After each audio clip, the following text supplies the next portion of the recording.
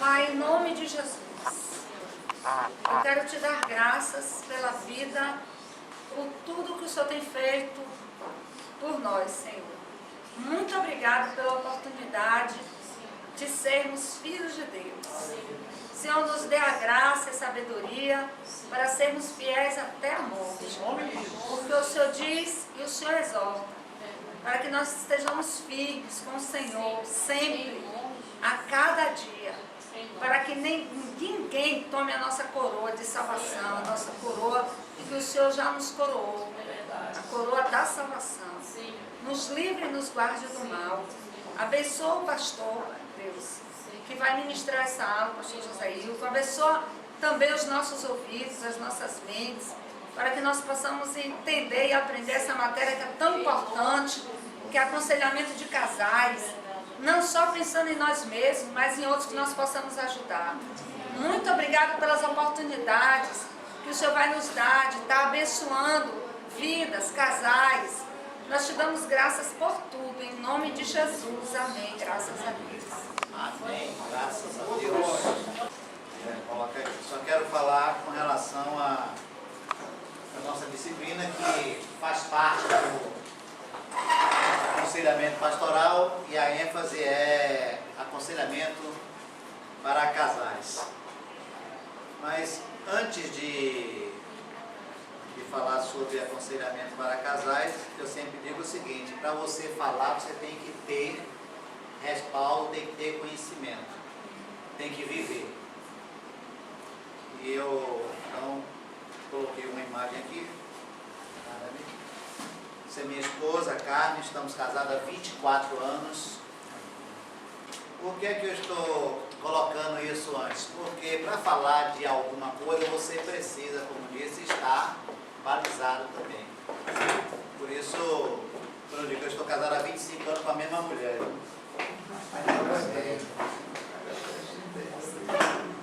Essas são nossas filhas, Priscila e Rebeca.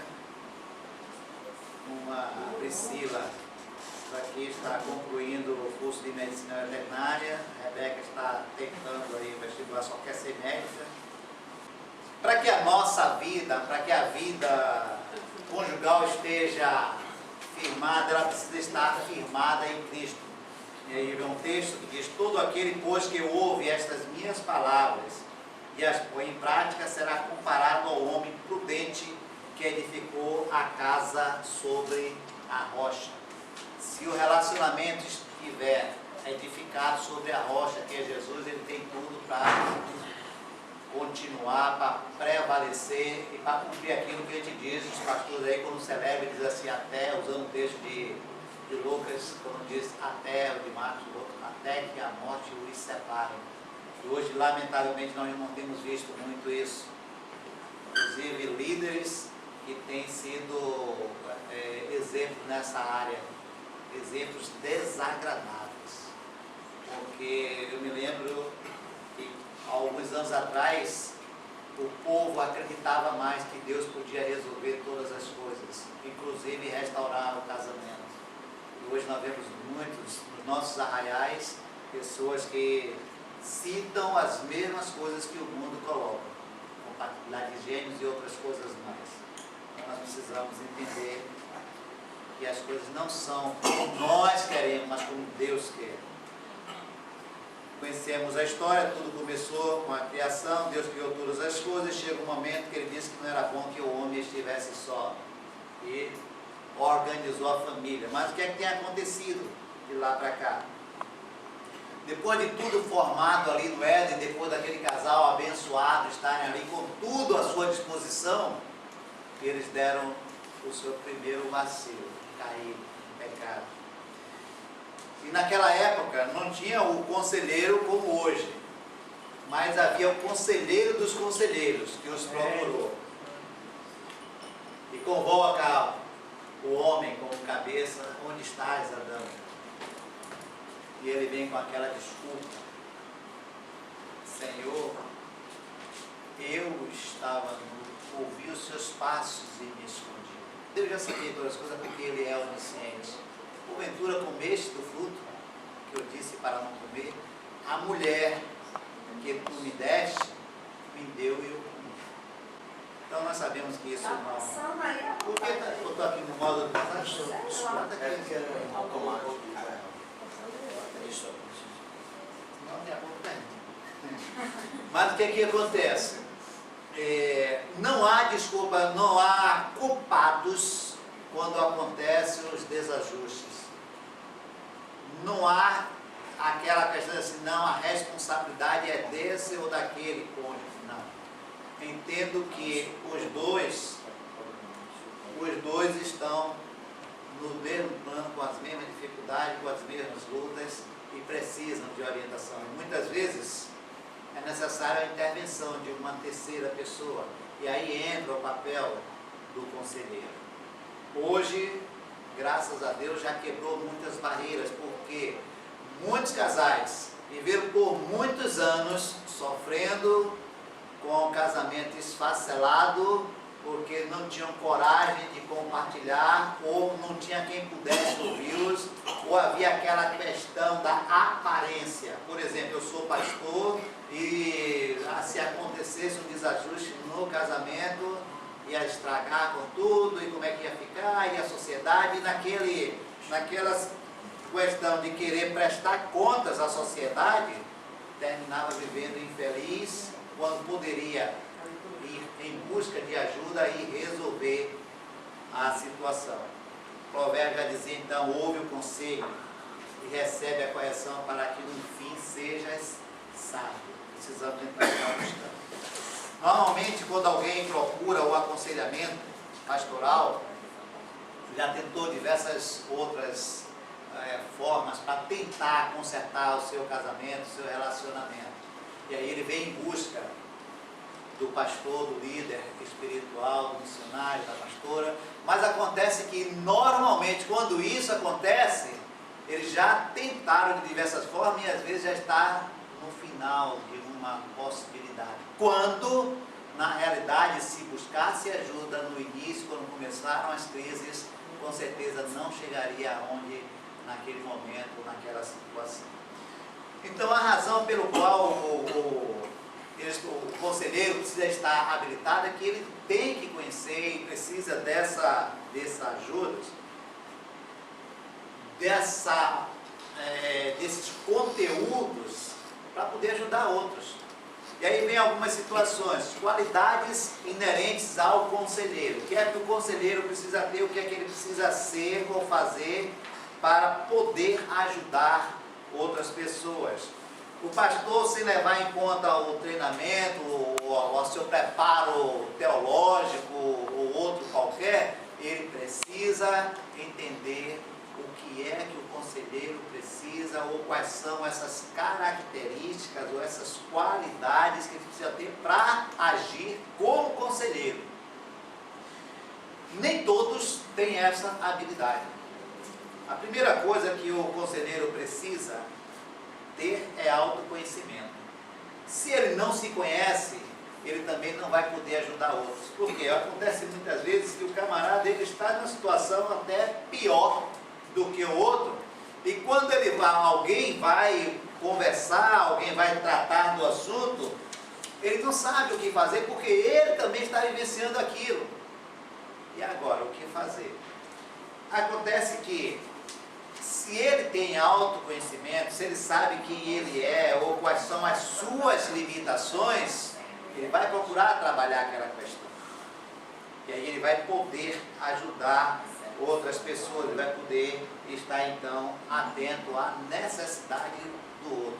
E o que é ter autoconhecimento?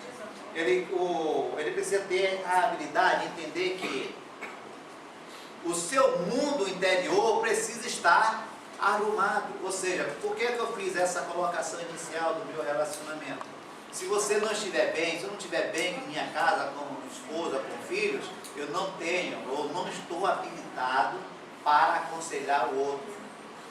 Eu não tenho condições, a não ser que eu use aquele jargão que não convence ninguém, diz assim, foi falta, é porque eu não tive fé, você pode ter mais fé do que eu. Isso aí é conversa fiada, não existe isso. Para você ensinar, você precisa aprender primeiro. Para você fazer ou entregar algo para alguém, você precisa ter inteiro. Então o conselheiro ele precisa ter esse autoconhecimento do seu próprio mundo interior, como é que ele está vivendo, como é que está, qual é a sua situação com relação à sua vida. O conselheiro precisa estar com sua vida emocional resolvida de tal forma que possa ouvir e agir com empatia. O que é agir com empatia? Mas vamos falar um pouco sobre empatia. Empatia é diferente de simpatia. Simpatia é você se envolve sentimentalmente com a situação. A empatia é você sente, vê o problema, mas não se envolve. Ou seja, você pode ouvir 10 pessoas no mesmo dia, numa sequência, mas cada um na sua necessidade, cada um com a solução adequada. Por que isso? Imagine se alguém vai compartilhar com você uma determinada situação no seu relacionamento e você está vivenciando aquilo e chega para uma pessoa e diz assim, eu também estou assim. E uma coisa que nós precisamos, não é que nós sejamos super-homens, não é isso, mas nós precisamos estar ou levar palavras que aquelas pessoas venham confiar. Porque, poxa, como é que eu vou levar o problema para alguém que está pior do que eu? Então o conselheiro ele precisa ter autoconhecimento do seu mundo interior, ele precisa estar resolvido emocionalmente, ele precisa estar envolvido, resolvido sentimentalmente, para aí sim ele poder ter condições de ajudar a outro. Ele precisa estar consciente ou ter autoconhecimento da sua capacidade. Eu disse há pouco que nem todos estão preparados, mas se você tem essa necessidade, vai fazer o quê? Vai procurar um preparo, vai fazer um curso, um aperfeiçoamento.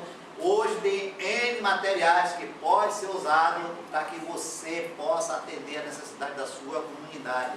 E essa capacidade, nessa capacidade particular, é essencial que o conselheiro seja equilibrado. Imagine a situação de alguém que não tem capacidade de perceber a necessidade do outro e vai dar conselho. Fica complicado. Então ele precisa entender que o nosso exemplo maior, aquele que ouviu todo o tempo, ouve-nos todo o tempo, o tempo melhor, é a nossa principal necessidade, capacidade para ouvir. E tem alguns que não ouvem e antes que a pessoa conclua o seu pensamento, ele já está dando opinião. É interessante que quando eu ministrava aula nessa área lá no seminário, de aconselhamento, uma das coisas que eu dizia para os alunos era, primeiro, a introdução: conselheiro não dá conselho. Conselheiro não dá conselho. Sabe por quê? A maioria das vezes, quando a pessoa lhe traz a necessidade ou o seu problema, ela já tem uma posição definida. E ela quer apenas que você diga, é isso, e ela faz. E se der errado, ela vai dizer, mas pastor, pastora. Então, a questão principal é, pastor, o que é que eu devo fazer com relação a isso? Volta a pergunta para ele. O que é que você acha que deve fazer? Porque quando você diz alguma coisa, você termina induzindo a pessoa ou fortalecendo algo que ela quer fazer, que é errado, ou que não condiz com a sua vida, ou com aquilo que ele está precisando, e de repente você é um canal para, ao invés de ajudar, está mais ainda a restauração daquela pessoa. Isso fala conselheiro assim, o que? Liderança? Líder que vai trabalhar com a comunidade. Por exemplo, você é pastor, você é líder de casais, você é problema com o outro. Problema com o outro. Então, o que é que acontece às vezes? O casal está com dificuldade, seja ela qual for. E ela vai buscar ajuda porque extrapolou, como disse há pouco, as suas tentativas. Ela já foi em um grupo de oração, faz aquela, dependendo de como cada um entende, e faz jejum, e faz propósito, mas não resolveu nada. Aí entra em crise, com relação à sua fé espiritual, entra em crise. Mas se ela já tentou diversas formas, não conseguiu, não consegue nem conversar um com o outro, ele precisa de ajuda. E aí é que entra o papel desse conselheiro. Por isso que ele precisa estar resolvido para poder ajudar o outro. Interessante é que em uma conciliação de casais, não sei se alguém já teve essa experiência, trabalha com casais, e acontece o seguinte, vem os dois. Quem começa? Foi você que trouxe o problema para ele. Então, você começa. Aí o que é que você já vai começar a ajustar as coisas ali. Bom, Não interessa quem trouxe o problema é que querem resolver, senão não estariam os dois ali. E o mais fantástico e gratificante de tudo isso, que nas oportunidades que eu tive, graças a Deus, chegam meio balançados, mas saem dali pelo menos com o propósito de recomeçar, de resolver. Então isso nos ajuda bastante. Então esse camarada, quando ele leva a dificuldade, ele começa, coloca. Interessante é que ele começa a falar e ela não está ouvindo nada do que ele está falando. Ela está apenas elaborando a sua defesa, ou vice-versa. Ou vice-versa. Mas você, como mediador, vai fazer o quê? Você vai estar ouvindo de uma forma imparcial e analisando. Aí ela vai dizer, não, porque ele não liga mais para mim, porque a vida dele é no trabalho, porque isso, porque aquilo, N coisas. Mas ela não viu quando ele disse que convidou ela para ir no restaurante, ela disse que não ia porque tinha que fazer não sei o quê, porque tinha um compromisso disso, aquilo e tal. Então, o que é que acontece? O desgaste no relacionamento vai levar o casal a não ouvirem mais um ou outro. Aí o conselheiro vem para começar. Uma outra qualidade é a cordialidade, que é necessário ter da parte do conselheiro. O conselheiro precisa ser cuidadoso, devendo deixar transparecer sua atitude calorosa para com o aconselhado.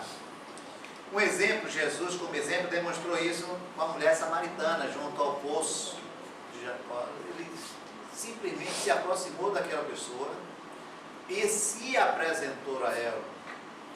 Ele não se preocupou com o que os outros falavam, pensavam, estavam dizendo ou iriam dizer, mas ele colocou-se à disposição. E às vezes, o que as pessoas estão precisando é apenas de alguém que as ouça. Hoje, no nosso corre-corre diário, há uma carência muito grande nesta área. Os desencontros na família.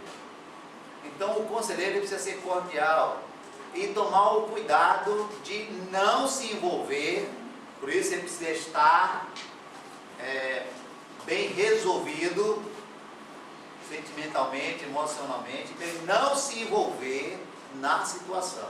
Porque o que acontece? Imagina uma situação, citar desse exemplo, e a pessoa não está preparada. Aí primeiro vem um sentimento de compaixão. Ele quer cuidar além do que deve. E aí pode acontecer o que nós chamamos na psicologia e outras ramificações de transferência. A pessoa se envolve sentimentalmente. E isso, se não estiver preparado, não percebe. E olha que já aconteceu e acontece muitas vezes situações como essa. Termina se envolvendo sentimentalmente porque ele não está preparado. Então a cordialidade é uma necessidade desde quando haja o cuidado para que não se envolva. Jesus tratou aquela mulher ali à beira do poço, mas ele não se envolveu em momento nenhum com a mesma. Pelo contrário, ele falou para ela aquilo que ela precisava ouvir. E isso mudou a realidade dela e da família daqueles que a conheciam. Ok? Sinceridade. Confiança é uma coisa muito séria. Primeiro que para haver aconselhamento, é preciso que haja o que nós chamamos nessa área de cumplicidade. O que é uma cumplicidade? Olha, você precisa ser transparente, abrir o jogo, dizer o que é que realmente está acontecendo. Porque se vier com máscara, por uma hora vai ter que colocar para fora. Então seja transparente. E para fazer isso, a pessoa precisa confiar. Então essa sinceridade ela é importante porque se não houver, e houver qualquer quebra de sigilo, e aí fere a ética, essa pessoa não vai confiar, não é só naquela pessoa que teve a oportunidade de ouvir, mas até com outros. Porque vai achar que todos agem da mesma maneira.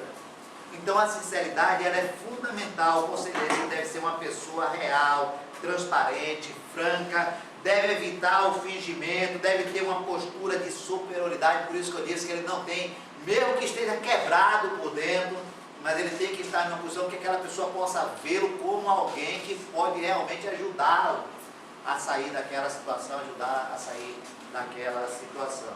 E para isso ele precisa ter esse cuidado de ser transparente o máximo possível. Ser transparente não é você ouvir a pessoa e também abrir sua vida para a pessoa, não é isso. É transmitir segurança para aquela pessoa quem você está ouvindo. A empatia, como eu falei há pouco, é diferente disso, empatia.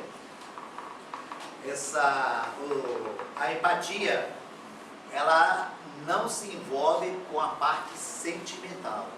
Então, a pessoa conhece, vai acompanhar aquela pessoa, as suas lutas, as suas dores, mas não há um envolvimento sentimental.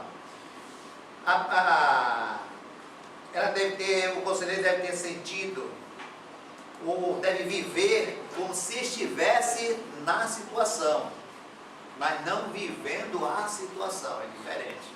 Então, se alguém diz assim, olha, eu estou numa situação difícil por essa e esta causa, ele tem que estar habilitado para acompanhar a linha de raciocínio daquela pessoa sem se envolver sentimentalmente com a situação, senão vai sair o doido de lá, abraçado e chorando. Não vai resolver nada, ao invés de dois estarem pertinho. Motivação, outra qualidade fundamental. Quem não tem algum motivo não vai fazer nada. A motivação nós precisamos para tudo na nossa vida. Por exemplo, se nós estamos aqui hoje à tarde, porque nós temos motivos para estarmos aqui. Não é por acaso, simplesmente uma tarde, um dia, veio para cá. Não, há um motivo. E com relação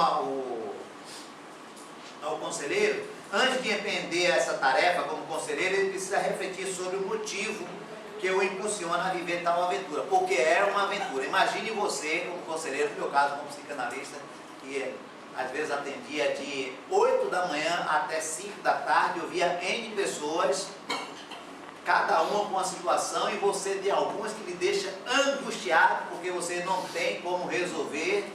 Isso não é fácil. Uma vez minha esposa perguntou como era que eu separava o aconselhamento pastoral do atendimento psicanalítico. Só o tempo faz com que a gente separe, porque senão termina a gente pregando para a pessoa, só Deus vai resolver o seu problema. E não tem como misturar as coisas. Então, é preciso ter, porque é uma aventura. É uma aventura. Agora, o gratificante, como eu citei há pouco, é você trata daquele assunto com aquelas pessoas, um casal, por exemplo, nós estamos tratando de casais, e você vê os dois saírem ali e nós vamos continuar, nós vamos fazer um pacto de acerto, vamos renovar os votos, e aí você vai acompanhar por um tempo e ver aqui. Então é uma aventura gratificante, okay? Quando dá certo, e a maioria das vezes dá certo. Amém. Por que a maioria das vezes dá certo? Porque, repito, quando eles procuram ajuda é porque eles querem consertar. Ninguém tenta acabar um relacionamento, ou quem quer acabar um relacionamento, digo melhor, não procura ajuda. Quando procura ajuda é porque há esperança ainda e quer mudar a situação. Quando o desejo sincero de ajudar outras pessoas se desenvolve no conselheiro, pode se considerar como um motivo incentivador válido para realizar tal função. Todavia, não deve ser esquecido que existem outras razões que motivam os conselheiros e que interferem decisivamente na eficácia do seu aconselhamento. Por exemplo, curiosidade. Tem pessoas que são curiosas. Ontem eu estava falando até com alguém, diz assim, eu gosto de saber de tudo. Pense, nem sempre é bom. Até porque há um texto na palavra de Deus em Romanos que diz que nós temos que tomar cuidado com a concupiscência da carne. Por exemplo, alguém está fazendo uma coisa errada e você que é curioso, que quer saber, termina se envolvendo, e aí duas alternativas: ou você vai abrir o jogo, ou vai se tornar cúmplice daquela pessoa que fica calada, vai se tornar uma vítima também, ou vice-versa. Então a curiosidade, ela é perniciosa. O conselheiro nunca deve esquecer que, ao compartilhar seus problemas, os aconselhados oferecem certas informações que, com certeza absoluta, não compartilharia com mais ninguém. Quando o conselheiro é curioso, termina esquecendo, por algumas vezes, o aconselhado, pressionando-o para obter mais detalhes do assunto. Ou seja, ele esquece da questão ética. E quando se pressiona para saber do assunto, nem sempre ele está com o objetivo de ajudar, que é detalhes. vai estar faltando nele uma das características principais, é a ética.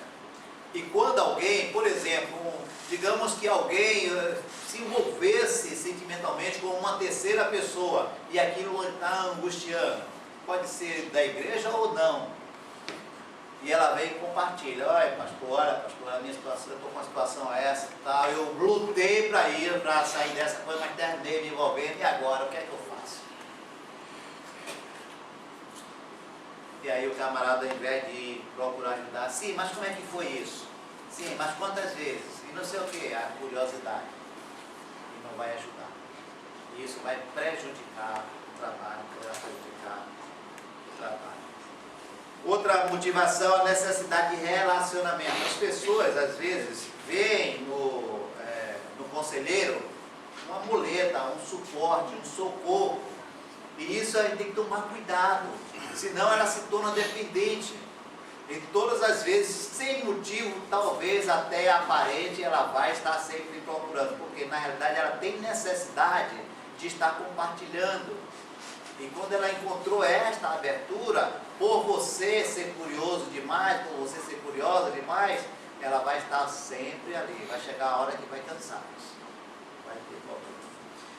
É do conhecimento geral que todo indivíduo precisa relacionar-se afetivamente com pelo menos 3 pessoas. O aconselhado geralmente vê o conselheiro como seu melhor amigo, ainda que temporariamente.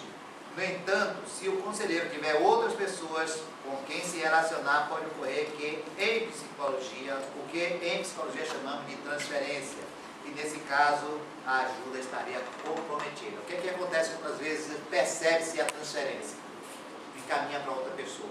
Por exemplo, eu não ouço as pessoas da minha igreja, se tiver com dificuldade, eu não as ouço como psicanalista, eu encaminho para um colega, porque aí é outra área. Por quê?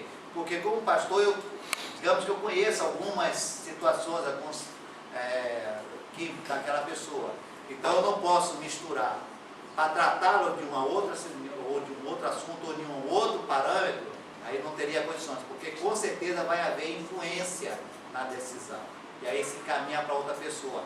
Uma ovelha na sua igreja, se ela começar, você perceber que as conversas estão tomando um rumo perigoso, a melhor coisa que você tem a fazer, encaminha para outra pessoa. Se por exemplo, eu costumo, quando é normalmente com alguém que possa algum assunto tratar com minha esposa, ela trata. Quando ela vê que foge da alçada dela, aí ela encaminha. Mas a priori, eu sempre, antes de eu conversar com uma pessoa, alguma coisa, ela conversa com a pessoa logo. Isso nem todas vão fazer isso, que nem todas estão preparadas. Mas a mulher tem mais facilidade de entender, ou facilita mais o entendimento de algumas situações. Quando ela vê que a coisa fugiu do controle, aí ela encaminha. Então é melhor você conversar com o pastor sobre esse assunto. Quando o conselheiro percebe que há essa tendência, por exemplo, contar sonhos, isso não é regra, mas pastora ou pastor, eu sonhei. Não pergunte que sonho foi, porque a maioria das vezes foi criada, é uma fantasia gerada pela carência. Qual o interesse que você tem em tratar de sonhos como conselheiro? Isso aí quem trata é o psicólogo, é o psicanalista, vai lidar com sonho, interpretação de sonho, não o pastor, não a pastora. É diferente. Ok? Necessidade de poder. O conselheiro desse tipo gosta de aconselhar mesmo quando não é solicitado. Ele sempre se apresenta como o solucionador de problemas. Então ele sempre tem uma palavra que vai ajudar as pessoas, mas na verdade o que ele quer é domínio, ele quer o controle da situação. Ele sempre então se apresenta como alguém que vai resolver. Alguns aconselhados dependentes gostam desse tipo de atitude, e isso não vai ajudar. Não vai ajudar porque esse conselheiro, na realidade, ele não é um ajudador, mas ele é um curioso que quer dominar a situação. Então, o conselheiro, ele precisa ter esse conhecimento e se vê que tem algo que está prejudicando, cai fora, muda de atitude, porque não vai ajudar as pessoas. E vai chegar uma hora que ele vai estar envolvido, vai estar comprometido. necessidade de socorrer. O conselheiro com esse tipo de motivação tira a responsabilidade do aconselhado. Ao tentar resolver tudo, ele pode satisfazer o aconselhado por muito tempo, mas certamente não fornecerá a ajuda necessária. Então, aquele negócio, precisa ir para o médico, ele vai estar lá pronto para acompanhar. Uma vez que uma pessoa lá numa das igrejas que eu pastorei, ela disse para mim: porque todas as vezes que eu tinha dificuldade, o pastor fulano me levava para o médico. Eu disse: mas quem vai te levar para o médico é teu esposo. Eu não levo. Porque, às vezes, a forma de você agir não é que por conta de você não levar ou não, mas pela colocação que foi feita, ela tornou-se dependente da situação. Então você tem que tomar cuidado. Aí quebrou. Por que quebra? Chamei o esposo dela, que também era evangélico, conversei com ele, e disse: olha, ela está fazendo tratamento psiquiátrico, psicológico. Você está precisando de ajuda e você que tem que ajudar. Não é o pastor que tem que levar. Posso dar carona até para os dois, mas eu sozinho não levo. Bom, ficou clara aí a questão das qualidades inerentes ao conselheiro, que precisa ter estudado. A apostila, a missionária vai passar depois para vocês, tem muito mais informações. Já coloquei no pendrive e passei por e-mail também. Pastor, essa necessidade do socorro, dentro do que o senhor está dizendo, às vezes a gente corre isso como pastor, por acaso isso já me aconteceu, né? E nessa questão da gente estar socorrendo, porque há pessoas de fato na igreja que realmente precisam desse, de repente você levar no médico ou coisa nesse sentido. Mas há algumas também que não precisam, e por culpa da gente mesmo, a gente acostumar a pessoa mal acostumada, né? Acaba que a gente às vezes se sente usado, Responsável, né? Se sente usado, até muitas vezes é a gente mesmo que é culpado, porque a gente próprio é que gerou aquela situação de acostumar as pessoas a estar, quando necessário, tá levando um ou outro, aí acaba que infelizmente alguns interpretam: não, se é um, então o outro também, e se você acaba fazendo, porque senão entra naquele outra questão de dizer, se não levar, vai pensar que faz diferença. Realmente é uma motivação, isso é complicado. O melhor que se tem a fazer é traçar uma forma de atividade, de trabalho, de atendimento, já para evitar isso. Por exemplo, quando eu disse para essa irmã que eu não a levaria como o colega anterior fazia, eu cortei logo. Não que eu não me colocasse à disposição para ajudá-la, mas não da forma que ela estava acostumada ou que ele a acostumou a fazer. Que não era um pedido, Que era não uma é um- imposição. Né? Então, alguns fatores contribuem para que o conselheiro possa traçar um plano de ação, para que ele possa atender de uma forma mais eficaz o aconselhado. E o que é que isso pode ser feito? De que maneira isso pode ser feito? De que maneira isso pode ser feito? Eu tenho um livro, eu ia trazer alguns, terminei esquecendo, que o título dele é O Corpo Fala. Já ouviram? O Corpo Fala. Você tem que ter capacidade de analisar a postura daquela pessoa, a forma de vestir. Então, nos detalhes do vestuário é uma das formas ou um dos fatores que contribui para você traçar. Se aquela pessoa, por exemplo, ela chega no seu gabinete totalmente desarrumada, por que é que está acontecendo aquilo? Alguma coisa pode estar errada, se ela não tinha esse costume e de repente ela começa a vir desarrumada, ou ela ou ele tem dificuldade. Então, é algo que você precisa, como conselheiro, estar atento, percebe. Então vai buscar fundo e tem alguma razão para aquilo ali. Então os detalhes do vestuário pode ser usado, pode fornecer indícios acerca das atitudes daquela pessoa. Por que é que ela está agindo daquela forma? Alguém que durante todo o tempo uma pessoa amável, simpática, e de repente ela muda de atitude. Ela já não responde da mesma maneira. Então, são características ou são fatores que você precisa estar atento para observar. Isso, claro que é a convivência que vai fazer isso. Você não tem como fazer isso com alguém que está vendo pela primeira vez ou alguém que você vê esporadicamente. Mas se uma pessoa está continuamente no convívio, está ali participando das atividades, de repente ela muda de atitude, já é um sinal de alerta. Ok? O nome do autor, qual que é? O senhor lembra? Do livro? Tem aqui, eu tenho uma relação aqui de bibliografia. O Corpo Fala, tem a bibliografia deles, tem aqui vários. Eu tenho aqui eu relacionei aqui mais de 10 livros que vocês poderão ver com relação ao aconselhamento, à orientação familiar nessa área. Tá tudo aí, né? Está na relação, na apostila tem a relação à bibliografia consultada. Ok. O desvazeiro no vestir, a falta no corte de cabelo, os cadarços soltos e assim por diante nos dizem coisas sobre algo ou significado que não tem dúvida. A pessoa está com problema e precisa de ajuda. Por outro lado, a pessoa que é muito meticulosa com suas unhas perfeitamente aparadas, são dois extremos. Aquele que é desmazelado e aquele que é cuidadoso demais. Tem que haver o equilíbrio. Alguma coisa está errada, ou de um lado ou do outro. Todo extremo, já dizia alguém, é perigoso. Todo extremo precisa de atenção. Outro fator que pode ser de grande valia para o aconselhador é no que tange a compreensão do indivíduo, ou seja, a leitura das distâncias. Qual o espaço que aquela pessoa fica, de onde você está, ou como é que ela se aproxima. Por exemplo, normalmente, se a depender, tem pessoas que têm uma mesa com um birô, com duas cadeiras de aproximação, outros atendem como se fosse uma sala de visita. Mas como é que aquela pessoa chega? De que maneira ela adentra a sua sala?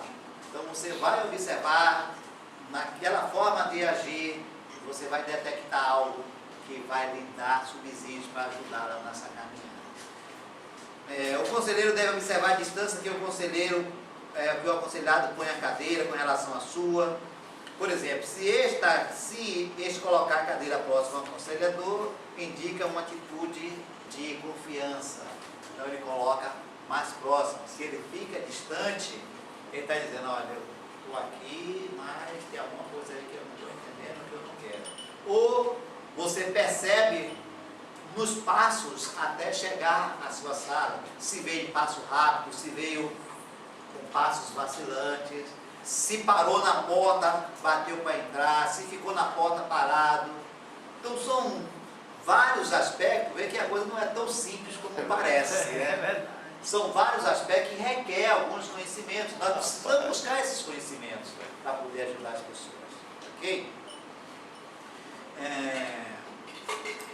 Quando fica distante, por exemplo, você pode indicar uma barreira, a pessoa está ali, então tem algo que impede ela de quebrar, e você vai ter que ter um jogo de cintura para quebrar aquilo, para gerar confiança. E aí você vai perceber com o tempo que a pessoa já... No início, todos chegam cabreiro, não abre o jogo, só são palavras soltas. Aí com o tempo, ele vai adquirindo uma confiança e aí ele já vai abrindo mais o jogo, já gasta mais tempo. Isso é natural em qualquer tipo de relacionamento que promove esse tipo de confronto, que é o chamado neutético, ou seja, face a face. A pessoa por telefone, por exemplo, tem assuntos que eu não trato por telefone. Por quê? Por telefone é muito fácil você, às vezes, fingir ou dizer algo que não diria face a face. Então, o neutético é olho no olho. Você está ali e as pessoas elas não conseguem falar algo verdadeiro olhando no olho se não for verdadeiro. Vai estar buscando perto, vai estar disfarçando, vai estar brincando com alguma coisa, coloca algumas coisas, pouquíssima coisa sobre a mesa, ou você coloca algo na mesa, aquela pessoa vai pegar aquilo e vai ficar rolando na mão, corre aqui, joga, mas ela está buscando uma fuga. Isso é uma regra, pastor? Isso é uma regra de relacionamento, de proximidade, de confiança. As pessoas que têm sempre algo, por exemplo, a timidez. A pessoa tímida não encara o outro. Mas o que foi que promoveu a timidez? Alguma coisa fez isso. Por quê? O que é que impede alguém de olhar o outro no olho? Receio, medo de avaliação, de encarar alguma situação, de ouvir algo que não quer ouvir. Uma repreensão que às vezes aconteceu lá na infância e isso levou para a fase adulta. É muito complexo, é muita coisa. Mas normalmente as pessoas buscam são formas de fuga evasivas para não encarar a realidade, né? No fundo, a pessoa quer ajuda, mas tem medo de ouvir aquilo que realmente é. Ela já sabe que é aquilo. Por que ela é tímida? Por que ela tem medo? Por que ela não encara? Eu lembro que eu atendi alguém lá no seminário e esse camarada, ele disse, não sei se eu já compartilhei isso aqui, ele chegou lá no gabinete e disse, olha, pastor, eu estou com dificuldade. Eu trabalhava lá no núcleo de acompanhamento e aconselhamento ao estudante. Era um setor lá do seminário. Eu estou com uma dificuldade. Eu fui escalado para pregar no domingo, mas eu não consigo falar em público. Eu preparo a mensagem, tudo, mas quando eu chego, que eu olho o pessoal, aí trava tudo, não sai uma palavra. E eu não sei o que é que eu vou fazer, porque o pastor me escalou para pregar. Eu conversei com ele durante quase uma hora. Eu disse, olha, segunda-feira você me dá o resultado da mensagem. E ele saiu dali. Na segunda-feira ele chegou radiante, que tinha conseguido falar. Eu simplesmente não foi nenhum milagre nem nada. Coloquei alguns pontos que poderiam ser, não podia chegar de uma hora para outra, dar um diagnóstico precipitado, dizer, não, você tem medo por isso ou por aquilo, mas você coloca várias vertentes e diz, pense nisso, e dá várias opções para que ele analisasse. E nenhuma dessas você vai encontrar a resposta. E ele chegou.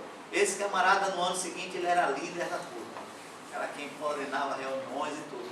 Isso, como eu disse há pouco, nos dá uma certa gratificação. Você vê que tem retorno, que tem resultado. Okay? Muito bem.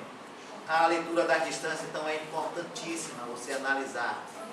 As expressões faciais, como é que a pessoa está, a testa franzida, se movimenta, coça muito, e mexe no cabelo.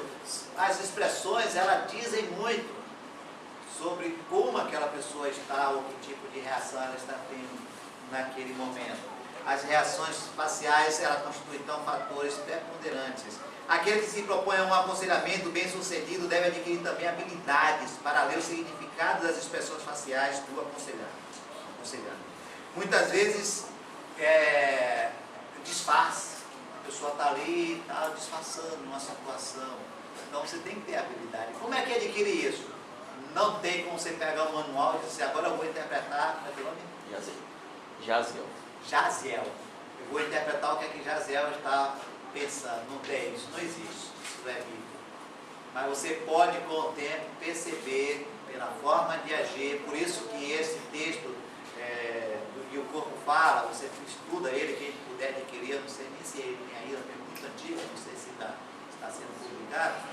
Mas você percebe a posição das mãos, coloca no osso, são vários aspectos que ele vai dizendo, as vertentes que podem gerar isso. Claro que a reação de um não vai ser a mesma do outro, mas você vai ter as várias vertentes que você pode diagnosticar.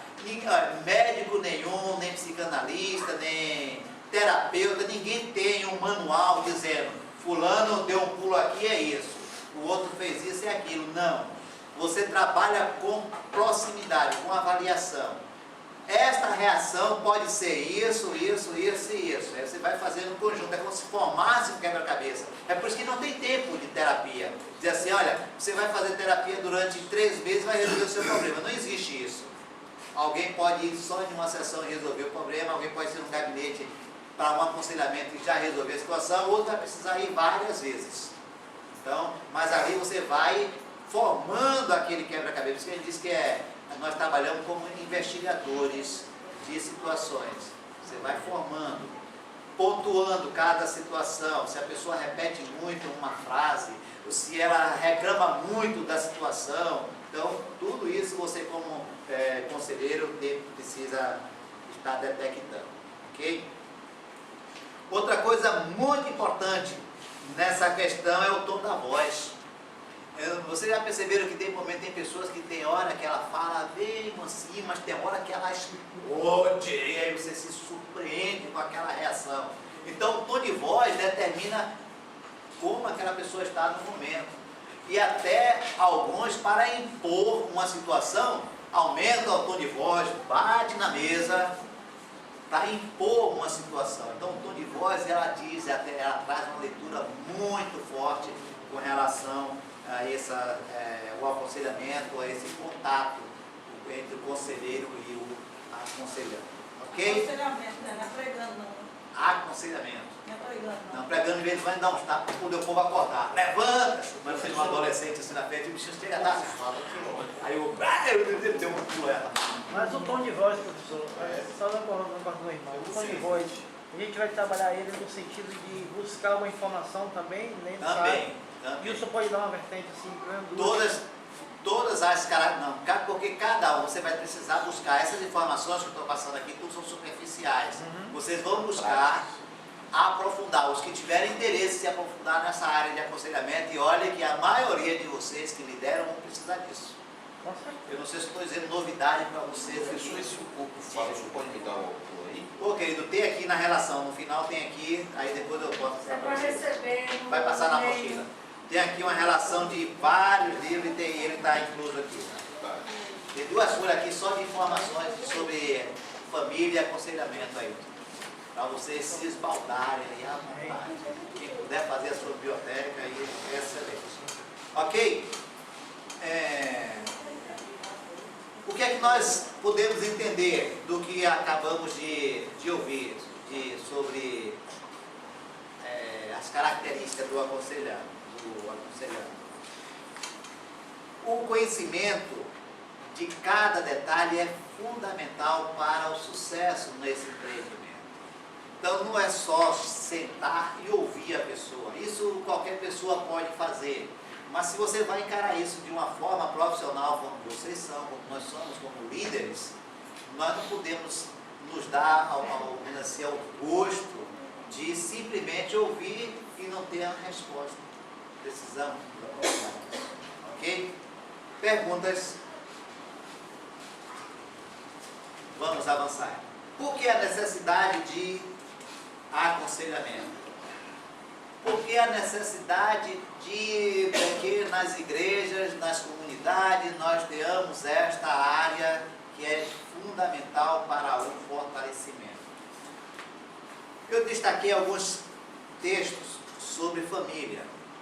Se nós estamos tratando de aconselhamento de casais, entendemos que a família está inserida. Ou só o casal, ou o casal com filhos, mas não foge à regra. Por quê? Porque muitas das vezes, esse casal que está tendo dificuldade, essa dificuldade está relacionada com a convivência, talvez com o filho, com a sogra, viu? E outros mais. Então não tem como fugir disso. Então nesse texto que nós citamos, e às vezes nós usamos quando celebramos casamento, levantando ou chamando a atenção para a família como instituição divina, estabelecida por Deus. Deus disse que não era bom que o homem estivesse só, mas viver a dois não é fácil, e a gente precisa trabalhar essa questão. Então são alguns textos da palavra de Deus, eu não vou ler todos, até porque não é necessário, depois vocês vão acompanhar, mas tudo foi planejado por Deus, o relacionamento familiar foi planejado por Deus, o casamento foi planejado por Deus.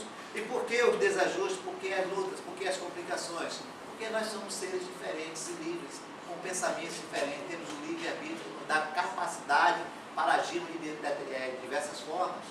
Só Deus podia ter feito isso, né? Só Deus. Botar diferente do outro, né? Diferente. Para viver na mesma casa. O que eu acho mais impressionante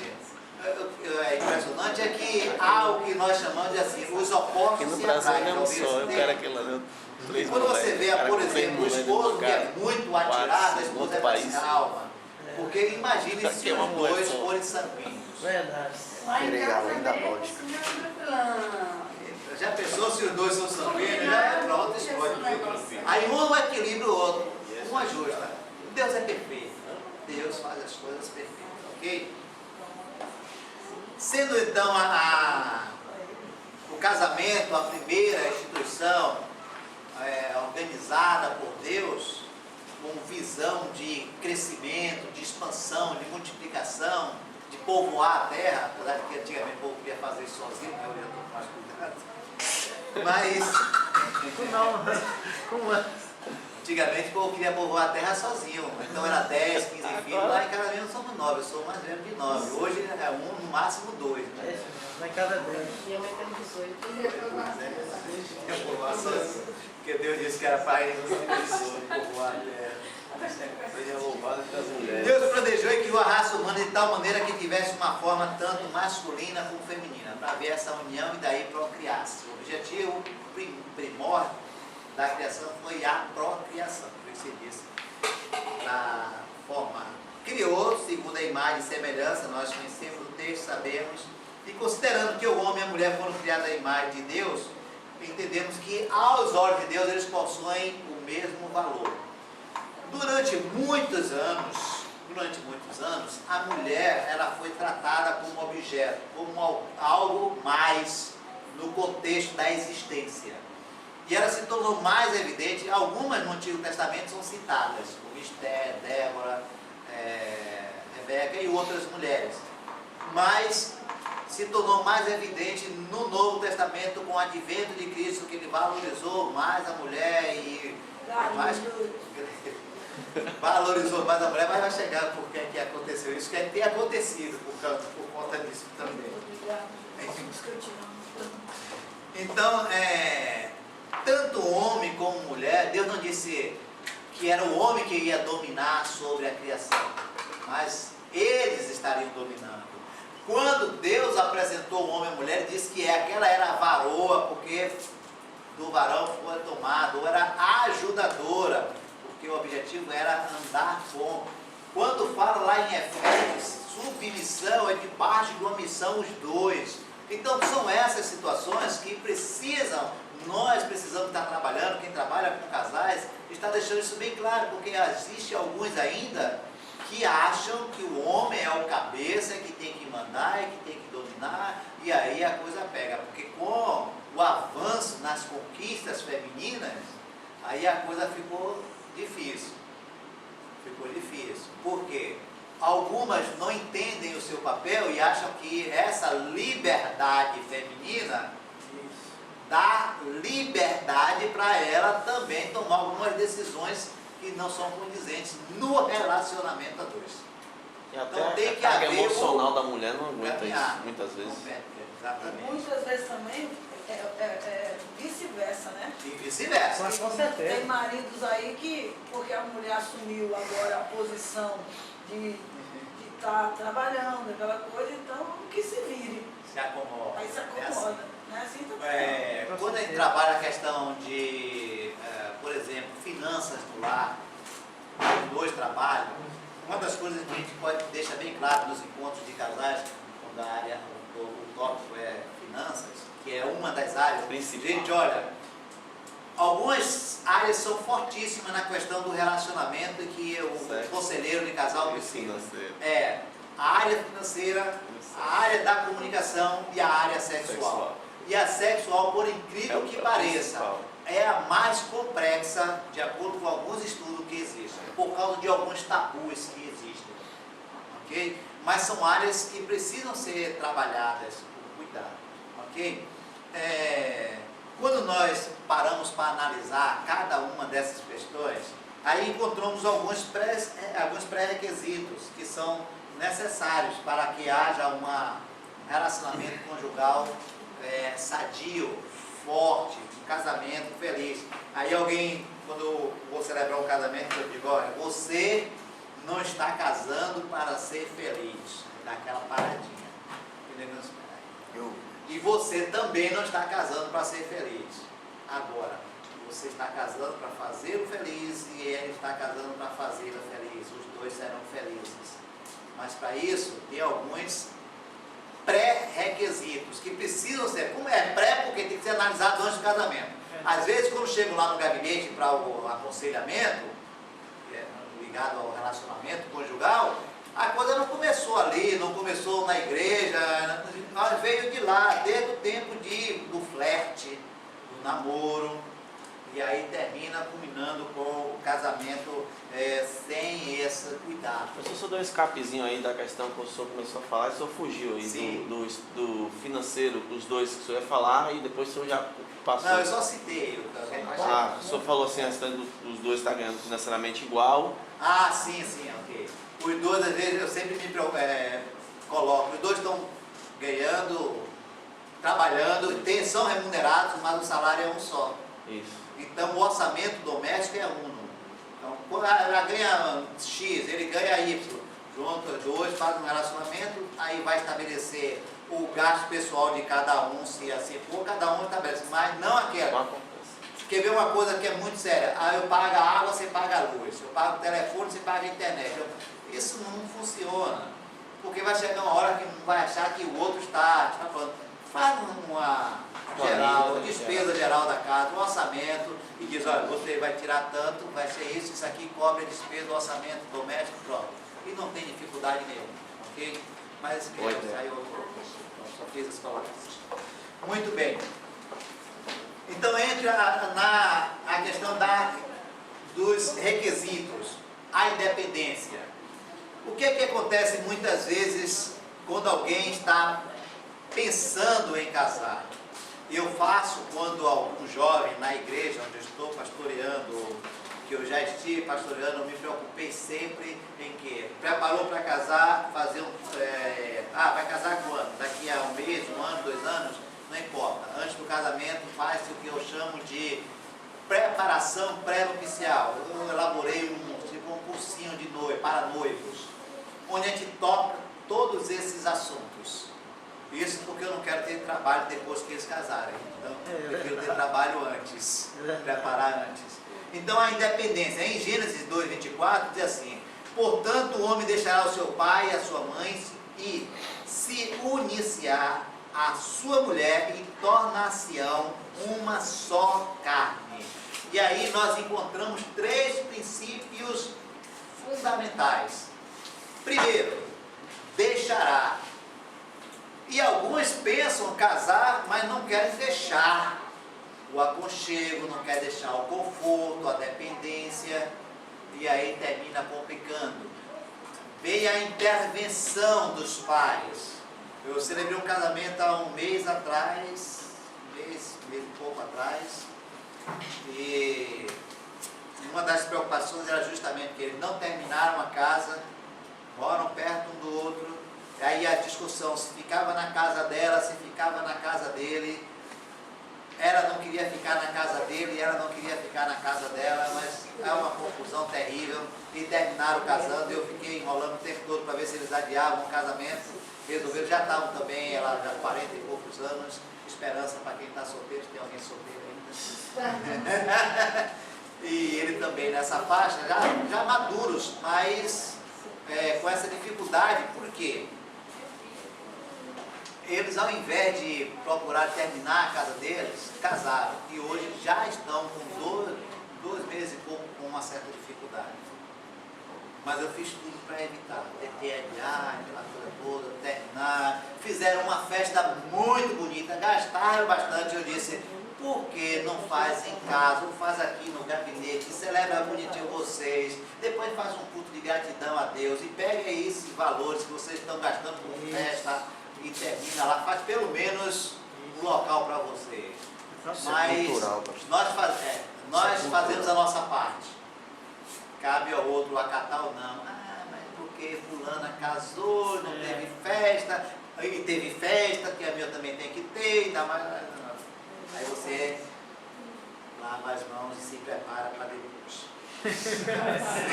Porque o pessoal... Não tem alternativa não, queridos. É assim mesmo. Isso mesmo, o que o senhor falou é interessante. O curso que o senhor falou aí de preparo, na verdade, ele só utiliza uma prevenção, né, pastor? Exatamente. Uma prevenção antes de Olha, acontecer. vocês acreditam que no curso que eu fiz lá no treinamento, lá no seminário de orientação familiar, e quando encerrou, foram 2 meses mais ou menos, quando estava terminando o curso, uma aluna me procurou e fez: pastor, esse curso abriu os meus olhos, essa disciplina abriu os meus olhos.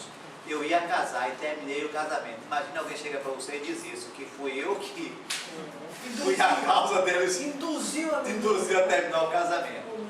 Mas os tópicos foram colocados, ela tomou essa decisão. E a minha surpresa maior, 3 meses depois ela me convida para o casamento. Oxe, te conto. Aí eu disse, foi que eu falei, pastor, eu vou casar, eu não entendi nada. Mas o que aconteceu? Ela tinha sido noiva de uma pessoa, terminou esse noivado, se envolveu com uma outra pessoa, ia casar com esse. E aí descobriu que não gostava do cidadão, que estava com ele apenas porque tinha terminado com o anterior.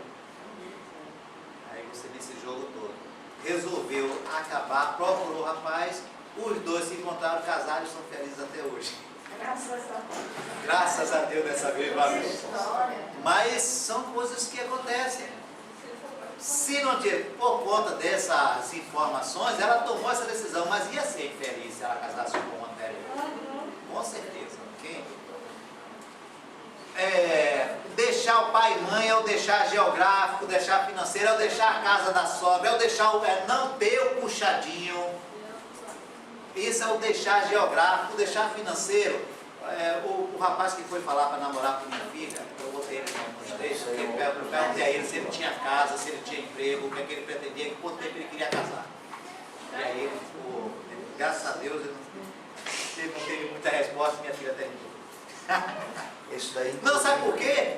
Tá certo. Gente, olha, ela, só permito, só uma abertura, isso é a experiência do dia a dia. Não aconselho ninguém a fazer isso, mas ela com a visão de crescimento. O camarada não gosta de estudar. Ela sempre estudou, graças a Deus, as minhas filhas nunca tiveram dificuldade de estudar, nunca deu trabalho pra gente. E o camarada ia simplesmente atrofiar a caminhada dela. Exatamente. Só que eu não podia dizer isso para ela, não digo, mas ela mesma percebeu isso.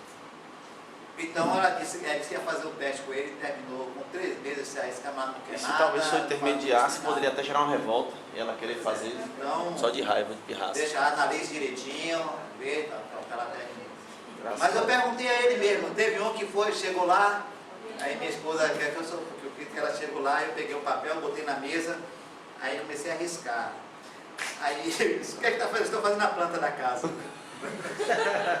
Rapaz, você bota os caras pra comer. O namorado da minha filha, eu já tenho prazo pra levar. Mas Meu marido ri. Aí eu digo, não, meu filho, eu noiva pra casar, então vai e vai deixa, fazer. gente, vai casando para depois estar... 1 ano de namoro. Se não quiser noivar, Eu digo o acabou de seguinte, caminhar. eu digo o seguinte na igreja, isso é crente não namora para passar tempo. Pois é. Crente não tem esse negócio de ficar. Casar. Isso. Crente namora para casar, porque se demorar, termina abrasando, termina Pois pecando. é. Namora pra noivar e não vai pra Pois casar. é. Ah, vai ficar noivo, pretende, vai ficar noivo por quê? Já tem data para casar? Ainda não, então espere. Basta ficar noivo, porque o noivo, o noivado, é um pré-casamento. Exatamente, foi isso que eu falei pra minha. Ok? Muito bem, vamos avançar. Deixar geográfico, deixar financeiro, deixar de dependência. Então não tem esse negócio de influência dos pais, nem dele nem dela, ou de família. Existe muito isso do domínio, o domínio dos pais. Na realidade ele quer controlar. E aí quer deixar ali tudo pertinho para achar. Dá certo. Demais aí. Ok, vamos avançar. Unir-se à sua mulher, apegar-se, grudar-se, é ser chiclete mesmo, tá ali junto. Eu cheguei em um determinado campo onde eu sempre saí com minha esposa para fazer visita, sempre fui acompanhado. E eu peço isso, chamou a atenção. Interessante você quanto você como líder influencia a sua comunidade. E as pessoas na cidade não tinham costume de fazer isso. Aí de repente, eu só soube disso depois, em um desses encontros de casais, aí compartilhando situações, e um dos irmãos então compartilhou assim, sabe uma coisa que eu gostei, que eu não fazia com minha esposa, era passear de mãos dadas. Eu não conseguia, era um de um lado, outro do outro. E depois, só de eu ver o senhor andar com carne para cima e para baixo de mão dada, aí eu aprendi a andar com ela. Então são coisas tão simples É verdade. que você, na realidade, você nem sabe que está sendo observado. Mas pode ter certeza que alguém está analisando se você conversa com sua esposa, se anda um na frente e um atrás, como é que fala com ela, como é que você lida com seus filhos. Então isso tudo tem influência.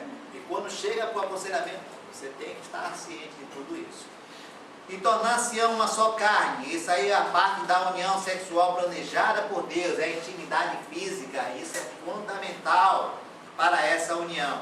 Então o texto diz, deixará, unir-se-á e tornar-se-á. E às vezes começa um relacionamento sem cuidar desses pré-requisitos. Um outro é a questão espiritual. 2 Coríntios 6,14 diz assim, não vos ponhais um jugo desigual com os incrédulos, porquanto que sociedade pode haver entre justiça e a iniquidade? Ou que comunhão da luz com as trevas? Chega um jovem e diz assim, pastora, eu estou namorando com um rapaz ou com uma moça, tal, e eu queria a sua bênção. Primeira coisa que eu pergunto, é evangelho? Ah, pastor, ele é quase. Aí eu disse, um dia eu peguei um texto, na realidade eu peguei uma parte, foi de Wesley, peguei um texto antigo e fiz uma aplicação. Os quase salvos. Os quase salvos é aquele que fica no purgatório. Não existe quase salvo. Ou é salvo ou não é. Não existe quase crente. Ou é crente ou não é. Para cá começar a se bobar. Então, a questão de ou é ou não é, não existe quase crente. Por quê? Gente, tudo na nossa caminhada, Provérbios diz, Eclesiastes diz que não tem nada novo, se repete, os homens mudam, o CPF muda, o endereço muda, mas a característica humana é a mesma da que foi criada no Éden há milhares de anos atrás. Nada disso mudou, o homem é o mesmo, com as mesmas reações. E aí o que acontece? Não vos ponhais sob jugo desigual. Aí o rapaz ou a moça começa a namorar com um descrente e vai pedir a bênção do pastor. Eu não abençoo. Eu não abençoo. Só vá orar mais. Vai pedir a Deus direção. Então a união, outro requisito é a questão da união psicológica. Gente, a pessoa precisa, um camarada desse a gente não conhece. E a pessoa, quem está envolvido, olha, esse tipo de elementos, eles têm uma facilidade dominadora terrível, é demoníaco mesmo a coisa. O camarada, e outra coisa, porque eu disse há pouco que eu não abençoo contra descrente, porque há também o fingimento. Se ela insistir, ele termina indo para a igreja, como já aconteceu. E o camarada foi para a igreja, o pastor fez apelo e levantou a mão e foi para lá. O camarada muito cheio de tudo direitinho, foi lá, aceitou, tinha batismo, 3 meses depois batizou, se só casava depois do batismo, batizou, 6 meses depois estavam casando. 6 meses depois estavam casando. Agora ele era crente, batizado, tudo direitinho, conforme diz as regras. E na noite de núpcias, quando ela entrou toda para se preparar, quando chega na sala ele estava fumando. Ela tomou um susto. Mas fulano, você fumando? Sim, e daí? Mas você não é crente? Eu nunca fui. Você disse que para eu casar com você, eu tinha que ir para a igreja. Então eu fui. Agora já casei, você é minha e acabou. Tinha acabado o casamento ali. Acabou ali mesmo, mas acabou. Ela se decepcionou, saiu, foi um escândalo, mas acabou. Então, quando eu digo, gente, a preocupação desses pré-requisitos é uma necessidade. Tem jovens na igreja, às vezes até pessoas maduras, como é o caso desse, se quiserem ouvir, porque o jovem, o que é que acontece? Às vezes eles acham que sabem tudo e terminam se dando mal. Mas nós precisamos fazer isso como líderes. Porque, quando eu disse aqui há pouco, eu digo, porque o meu trabalho é esse antes, para que eu não tenha trabalho depois. Para que não aconteça o que já aconteceu. Eu saí 2 horas da manhã para ir para aconselhar casal, 2 horas da manhã. Isso é preventivo. Você paga amigo como pastor, gente. Isso é preventivo que o senhor faz. É. paga mico. Um adolescente liga lá para casa, minha esposa atende 2 horas da manhã, o telefone toca de madrugada em casa, você toma susto. É, brincadeira. Ô tia, pelo amor de Deus, vem cá que meu pai tá brigando com minha mãe. Lá vai ele, Juiz de com paz. a esposa, de madrugada, 2 horas da manhã, para casa do outro. Rapaz, meu Deus, aí você vai orando, Senhor, o que é que eu vou fazer, o que é que eu vou dizer. Aí tá um na cozinha, o outro no quarto, você com a cara de... Não é fácil não, gente. Uma outra, a questão social, ela é fundamental. A mulher está ligada enquanto vive o marido, contudo, se falecer o marido, fica livre para casar com quem quiser, mas somente no Senhor. 1 Coríntios 7, 39, parte B. Isso tem trazido alguns questionamentos no nosso arraial. Por quê? Porque antigamente, não, como eu disse no início, não se ouvia falar em separação nas igrejas, porque entendia-se que Deus tinha poder para restaurar os casamentos. Hoje, qualquer situação é motivo de separação, e aí vem a questão: pastor, pastora, obreiros, membros de igreja, divorciado, faz o quê? Casa de novo, não pode casar, está em pecado, não está. Isso é uma polêmica terrível, cada um lida de uma forma. Já teve aqui de manhã. Isso é complicado, é um assunto que nem se pega Qual é aqui. o conselho que o senhor dá? Não, pelo amor de Deus. Você gostou? Veja bem, deixa eu colocar aqui, veja bem, gente, cada caso é um caso. É verdade. Cada caso é um caso, deve ser analisado Isso que eu disse. individualmente. Eu disse. Por quê? De Deixa eu manhã. botar aqui hoje que não ia falar, mas eu tenho. É fácil. É que uma pessoa, numa situação dessa, casou, digamos que não houvesse essa preocupação e fosse feita essa análise, descoberto isso antes de acontecer uma união. Aí acontece essa união e descobre-se que o cara é um cafajeste. Aí vai fazer o quê? Vai manter casado por conta da aparência, sofrendo, ou um psicopata descobre depois, vai manter casado. Então cada caso é um caso. Eu não digo o quê? Promover, não estou fazendo apologia aqui a divórcio, separação, coisa nenhuma. Mas tem que ser analisado cada situação. A questão da união física sexual. Eclesiastes 9,9 diz assim: goza a vida com a mulher que amas, todos os dias de tua vida fugaz, os quais Deus te deu debaixo do sol, porque esta é a tua porção nesta vida, pelo trabalho com que te afadigaste debaixo do sol.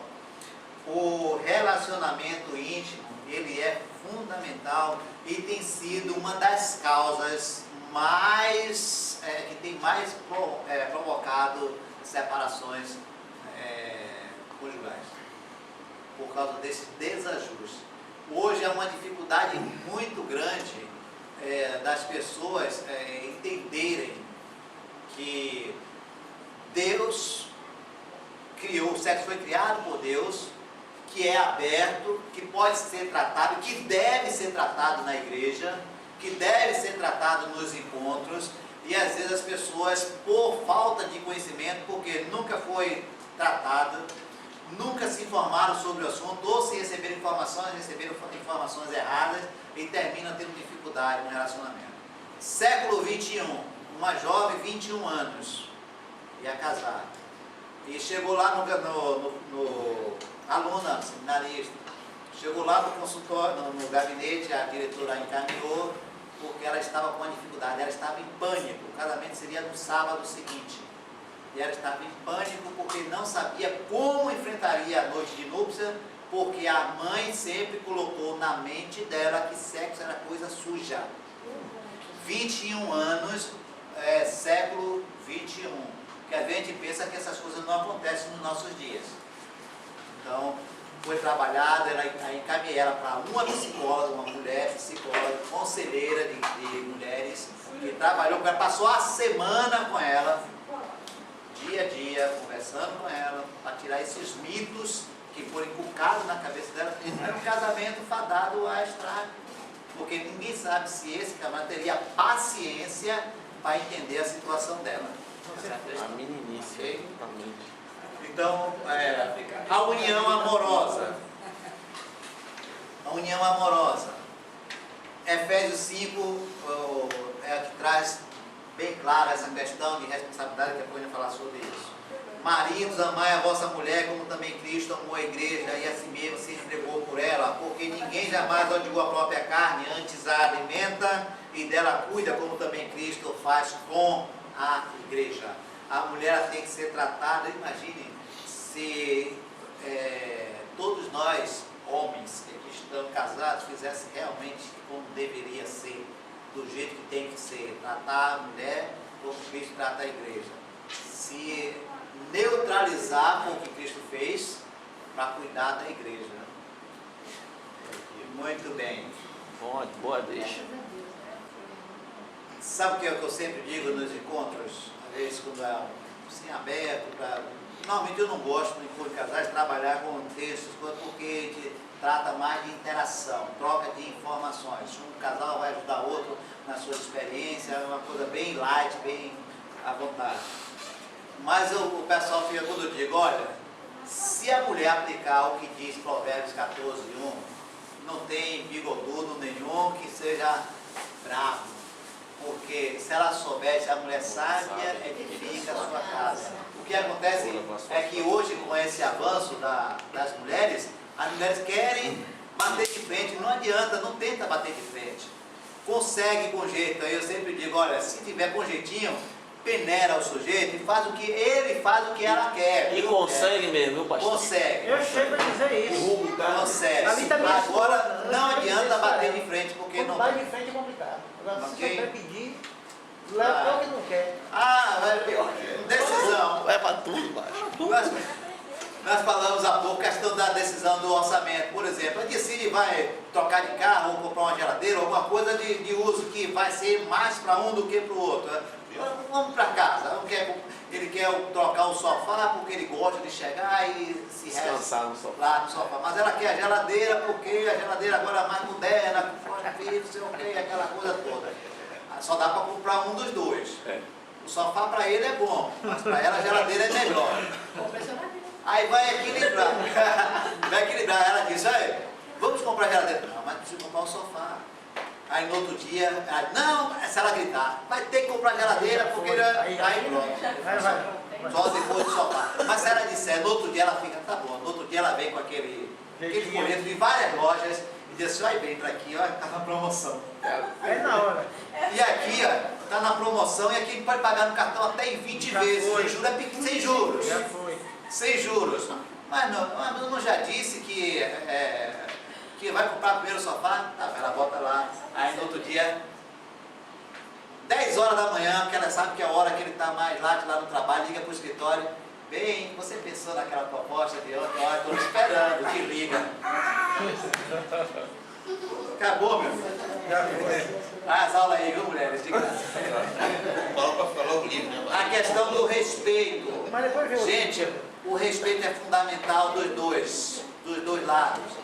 Eu sempre digo o seguinte, não existe casamento perfeito, existe casamento ajustado, onde um cede para que o outro seja abençoado e vice-versa. Aí o que acontece? Se faltar o respeito, não tem condições de continuar, fica difícil. O respeito é fundamental. E aí vai dizer lá em 1 Pedro 3,7, marido, vós igualmente vivei a vida comum no lar, com discernimento e tendo consideração para com a vossa mulher como parte mais frágil. Tratai-a com dignidade, porque sois juntamente herdeiros da mesma graça de vida, para que não se interrompam as vossas orações. Isso é profundo e sério. Às vezes o casal fica 2, 3, um mês sem falar um com o outro e achando que Deus está ouvindo. Quebra. Se quebra quando no relacionamento entre irmãos, de não se põe o sol sobre a vossa ira, imagine dentro de casa que os dois são uma só carne. Então há a necessidade. 1 Pedro 3,7. 1 Pedro 3,7. A questão é fundamental. Agora, o que é que precisa? Entender o lado, quando fala fragilidade da mulher, não é questão física, não é? Mas a questão emocional.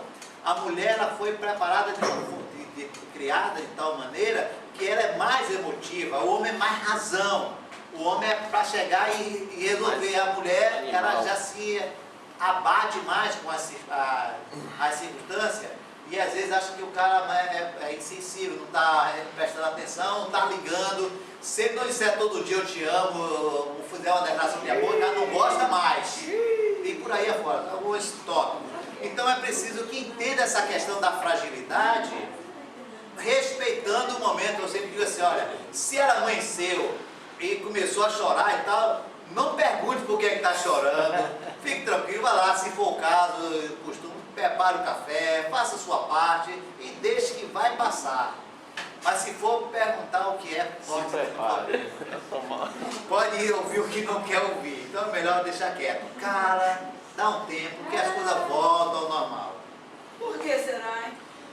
Deus criou a mulher de uma forma mais sensível, mais emotiva. Mas Então, assim, às vezes... Por que será? Porque qualquer coisa machuca uma mulher. Mas é mais frágil, nesse sentido, é frágil, mais sensível. Nem dá para ter umas que é terrível. Tem o inverso também, viu, gente? Tem algumas que eu já vi situações diferentes também. Tem um cara que é machucado. Uma inversão de valores. Mas esse é outro caso. Outra questão que eu falei há pouco com relação a dificuldades, é a questão da comunicação. Expressar, verbalizar. Violência gera violência. Se você tiver jogo de cintura, consegue resolver tudo. Por que é que duas pessoas elas se agridem? Um chega e diz assim, olha, daqui a distância, você é feio, você vai chegando perto, pensa que não, um pega o outro. Mas se tem uma grade popular que diz, quando um quer, dois não briga. Se ele provoca e não há uma reação da esposa, vai acabar ali. Ou vice-versa. Vai acabar, porque se não alimentou, acaba. A lava branca acaba o furor. Isso. Ok. A comunicação é fundamental, então, também Pega pra dentro sair da da questão do passeada, esfria a relacionamento. cabeça. E a questão, a que nós estávamos falando, do conceito de liderança no lar, a responsabilidade do marido e da esposa.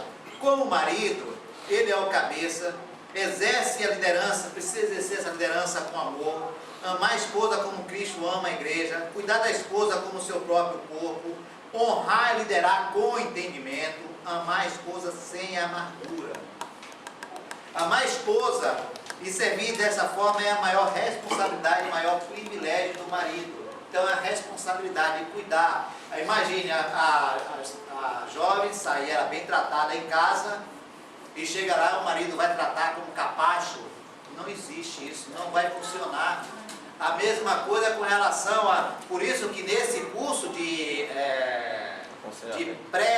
curso pré-nupcial de aconselhamento para noivos, eu vou na casa do noivo, pergunto como é, o relacionamento dele com os pais, vejo do outro também a mesma coisa, orienta, vá lá passar o dia na casa da tua futura sogra, do seu futuro sogro, veja como é que esse rapaz trata os pais, os irmãos, a mãe, porque ele não vai lhe tratar de forma diferente e vice-versa. Esse curso do senhor, que é um mês ou uma semana? São 3 meses, com treinamento, com encontros 2 vezes por semana, mais ou menos, tem um programa. Eu procurei adequar, porque tem pessoas que trabalham... O senhor tem como arranjar depois esse programinha? Vou cobrar um pouquinho mais. Me cobre depois. Tá bom. É importante. Brincadeira. Depois me lembre que eu posso. Vai no profundo. Vou localizar aí para você. Vai no profundo aí. Vai tratar no profundo, né? Dentro da Mas família, mas trata, mas é assim mesmo. Vai lá, porque olha, a moça que não respeita o pai ou não respeita em casa, ela não vai respeitar o marido. E vice-versa. Então vai entrar no barco se quiser. Chegou uma jovem e disse para mim o seguinte: ah, pastor, quando a gente casar, ele muda. Minha filha, fica pior. Você está enganada. Nenhum nem outro. Fica pior. Sabe por quê? Porque agora ele é só namorado, é só noivo. Quando casa ele tem direitos. E aí pronto. É verdade. Entre aspas. E aí acabou a liberdade. Sai do jugo do pai, ó, casamento para sair do jugo. Vai casar para sair da tutela do pai, porque o pai dá marcação, porque diz a hora de chegar, porque isso e aquilo. Aí vai o marido aí bota trancado dentro de casa. Não tá adianta. Vai se tornar escrava. Porque lá o pai, a mãe, tem esse cuidado por amor, por zelo, é cuidado. O marido nem sempre vai ser dessa forma. A responsabilidade da esposa. Servir com disposição posição, reconhecer o lugar ordenado por Deus, por ele como cabeça, corresponder à sua liderança em obediência, ouvir, amar, elogiar, edificar, confiar, estar unida com ele no propósito, na vontade, ser uma verdadeira ajudadora. Eu não sei quantas vezes vocês já ouviram dizer, ou alguns pastores assim, ah, minha esposa é 50% do ministério. E a esposa que é atuante é assim mesmo. Porque você está ligado, preocupado com muitas coisas. E ela sempre vai dar aquele toque. É a sua esposa que vai chegar em casa e vai dizer alguma forma de ser tratada. Eu sou meio, de vez em quando tem uma necessidadezinha de ser meio duro. E ela disse que estava com alguma dificuldade em uma das igrejas.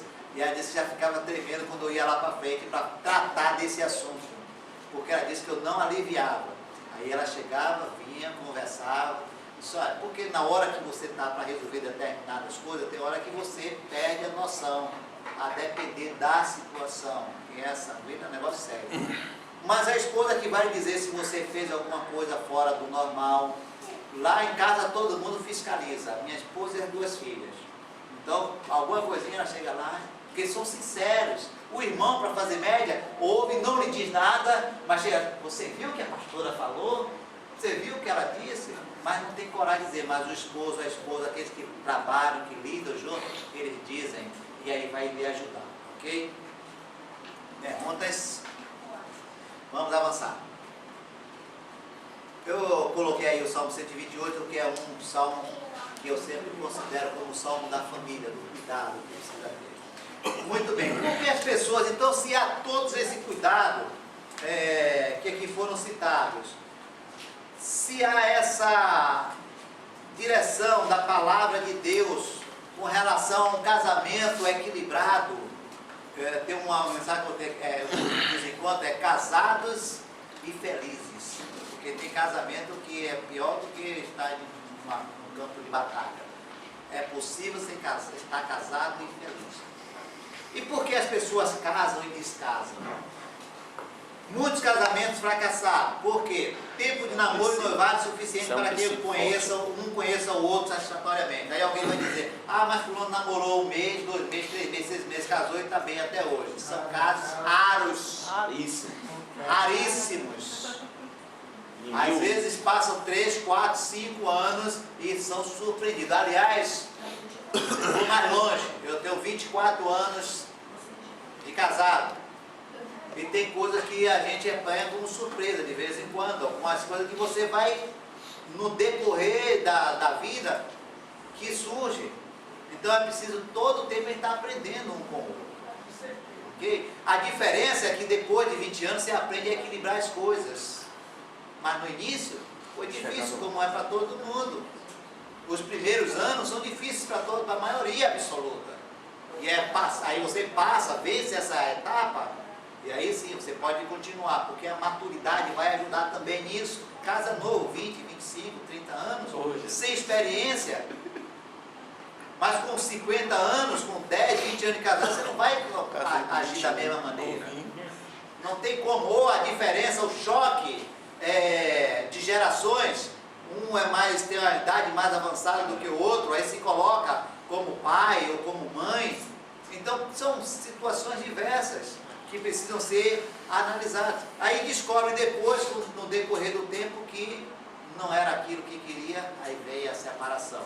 Casam e descasam. Por isso, aí eu coloquei aqui uma observação, viver a 2 não é tarefa fácil. Só não completei, mas é possível. Sim. Ok? Muito bem. Perguntas? Vamos lá. Ok. Vamos tratar a questão do relacionamento conjugal. Não sei quanto tempo tem. Dá tempo aí. Vamos lá. É responsabilidade de cada indivíduo o controle de qualidade do seu relacionamento conjugal. Gente, se eu não me preocupar em manter o meu casamento, em cuidar para que ele seja sadio, não é você que vai fazer isso, não é o pastor que vai fazer isso. É você que tem que analisar, ponderar, ver o que é necessário fazer e buscar fazer isso.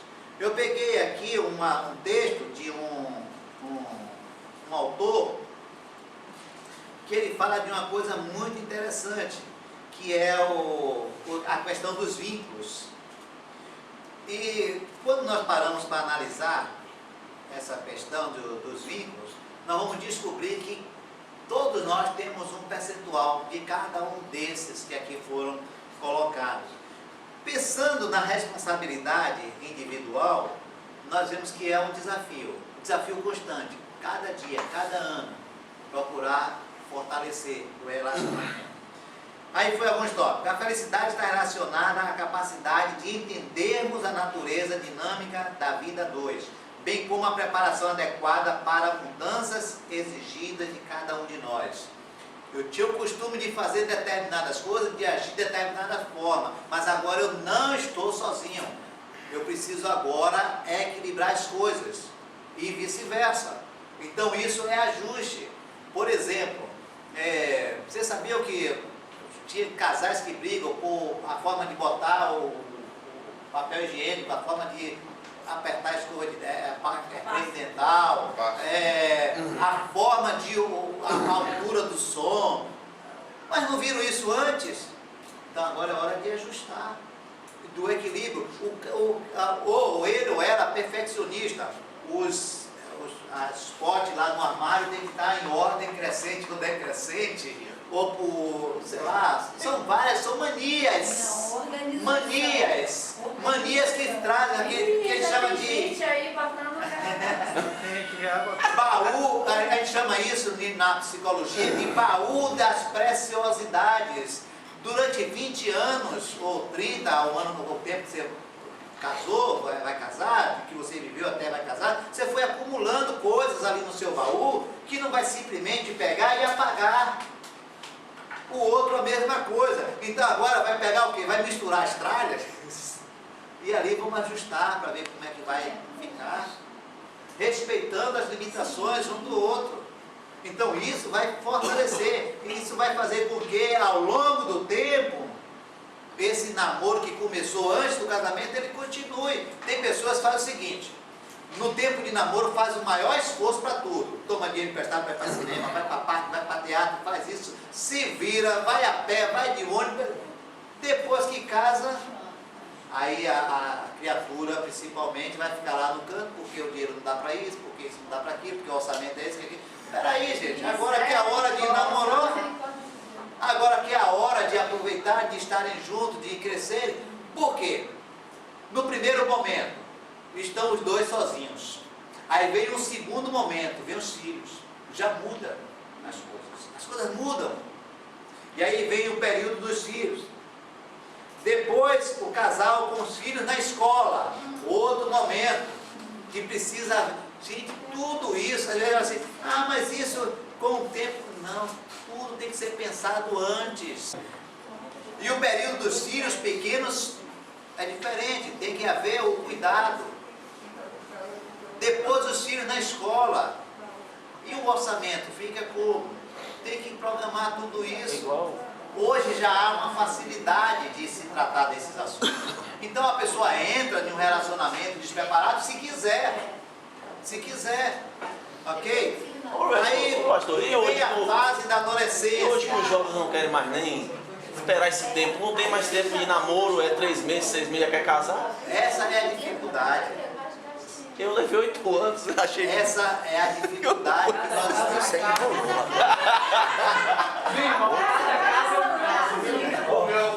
Já casou? Ainda bem que ela tinha esperança. Já casou? Já. Pegar 8 anos. Vou entregar a esperança é a última que morre. Então, vamos voltar. Chega a fase então da adolescência aqui, onde assim, é você que tem que aconselhar. Gente, está cada dia mais difícil, não é impossível, não é mais difícil pelas circunstâncias de vida, pela mudança no conceito social que está hoje. Antigamente os filhos ouviam os pais.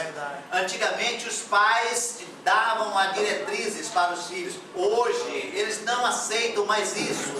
Houve uma mudança na questão social. O contexto social hoje é outro. Então, os filhos hoje não aceitam mais a orientação dos pais. E isso dificulta o relacionamento. Aí um quer colocar a culpa no outro, e não pode ser dessa forma. Aí passa essa fase, os filhos, aí gera confusões dentro de casa, brigam por causa dos filhos, porque é você que tem que fazer isso. Esquece de uma coisa, vai chegar a próxima fase. Sabe qual é a próxima fase? Os filhos casam, vão cada um constituir a sua família e estão os dois sozinhos de novo, com cara de taxa, olhando um para a cara do outro, se lembrando que nunca mais namoraram, nunca mais tiveram contato, nunca mais estiveram juntos. E aí acontecem, para surpresa maior, a maioria dos divórcios depois dos 30 anos de casados, os filhos saem. Correto? Não, ainda tem outra coisa.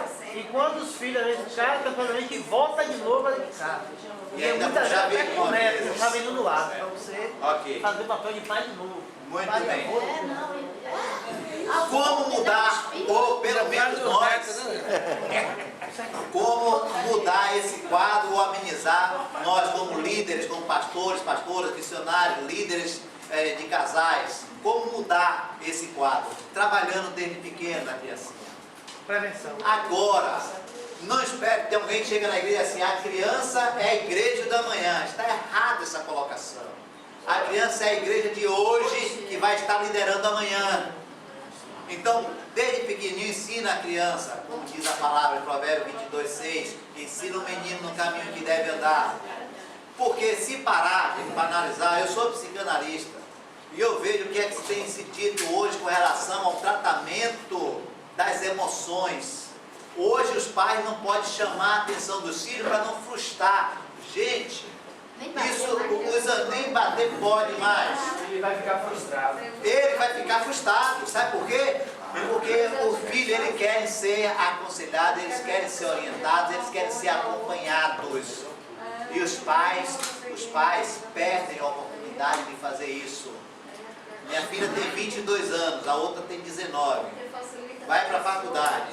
Se sair de lá para ir estudar na casa de algum colega, vou para a casa de Fabiana. E da casa de Fabiana a turma resolve ir para a casa de João. Ela liga, olha pai, estou indo para a casa de João, porque Fabiana nós mudamos, estamos indo para lá. Eu sei onde mora Fabiana, eu sei onde mora João. E se passar do horário, você vem com quem? Ah, fulano vai me levar de carro, tudo bem. Canso de ir buscar, às vezes, aniversário que está na moda agora, aniversário de churrascaria, não sei o que vai todo mundo, cada um paga a sua despesa, não sei o quê.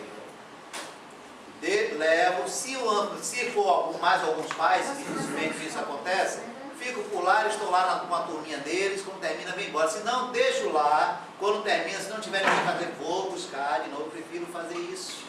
E faço sem dificuldade nenhuma. Agora não vou poder fazer mais isso, porque ela disse, pegou a semana, disse o seguinte, já tirei minha carteira, não vai precisar mais. E agora eu fico sem carro quando ela faz parte, né? Então, gente, a gente precisa tomar cuidado, né, com essas situações e preparar desde cedo. Não vamos estar tão preocupados com o que diz a psicologia, porque o retorno, atenção, é melhor. Atenção, é melhor você ter a preocupação agora, depois estar recebendo telefonemas. Prevenção. Tristes, você saber onde está o filho, você saber para onde ele foi ou com quem está. Continua havendo a necessidade de saber com quem seu filho está andando, principalmente nos dias atuais. Nós não sabemos com quem estamos lidando. Quem conhece o coração do homem é Deus. Você não conhece. E fingimento é a coisa mais fácil que tem é bancar. É verdade. Então, vamos tomar cuidado. A questão do vínculo, esse autor, o Dias, ele é um psicodramático, Vitor Dias, e ele procurou pontuar a questão do relacionamento por vínculo. E ele diz, o vínculo conjugal pode abranger toda e qualquer relação existente no casamento. Por isso que eu disse que nós podemos nos identificar em um desses vínculos. Esse vínculo conjugal, ele gera outros vínculos, que é o caso do vínculo amoroso. O vínculo amoroso, como o nome já está dizendo, ele é ligado mais ao relacionamento físico, ele é ligado ao contato que o casal tem entre si, que é de proximidade, que é de intimidade. Mas o que é que ele vai dizer com relação há alguns que se ligam na questão do vínculo amoroso. Os vínculos compensatórios e de convivência amparam o vínculo amoroso. Um desequilíbrio no vínculo principal pode afetar com bastante ênfase o casamento, ao passo que um desequilíbrio nos vínculos auxiliares não representa grande ameaça à saúde da relação. Ou seja, não tem como ficar preso a uma só ação, porque tem as outras. E aí, se ficar em um casamento, não vive só de sexo. E se ficar preso a essa situação, e os outros? E o vínculo da compensação, por exemplo, que um faz para ajudar ou para ser compensado pelo outro. Aí é complicado. Falar? Não, pensei que estava com a câmera.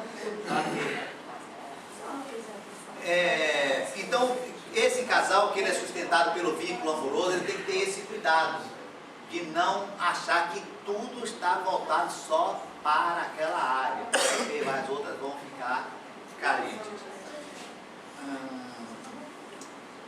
A questão do vínculo compensatório.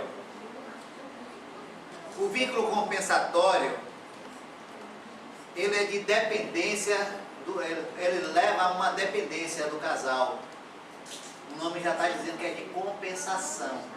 Aí o que acontece? A dependência ocorre porque um dos parceiros delega ao outro, independentemente da concorrência, deste ou não, funções psicológicas que deveriam ser de sua responsabilidade. Por exemplo, quem tem que cuidar desta área é você. Ela sabe que é dela, ou ele sabe que é dele. Mas a compensação é o quê? Ele se despreocupar e não assumir responsabilidade. Criação difícil não é do pai só ou da mãe só, dos dois. A gente não quer passar a responsabilidade para o outro. Qual é a compensação? Se deu errado, não fui eu. Isso mesmo. Ok? Muito bem. As funções delegadas são de 3 tipos. Essas estão ligadas a 3 funções psicológicas. Vamos lá. Afetivo, sexual e espiritual. Já estamos chegando.